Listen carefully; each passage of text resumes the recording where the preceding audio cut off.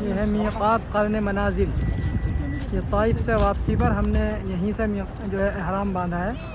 Taif गए थे तो यहीं से हमने जो है दोबारा उम्रे का एहराम बांधा है। ये है मीक़ात क़र्न मनाजिल।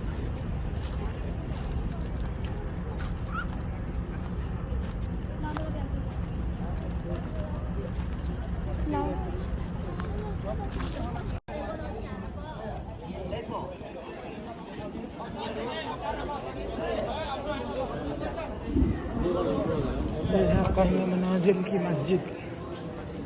ये क़र्न मनाजिल की मस्जिद है। मस्जिद ये देखिए माशाअल्लाह मस्जिद है।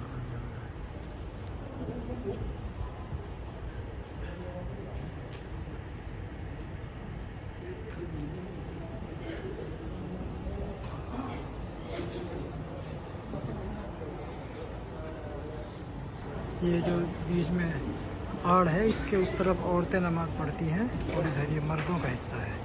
इधर औरतों का हिस्सा है। यहीं से एहराम बांधते हैं।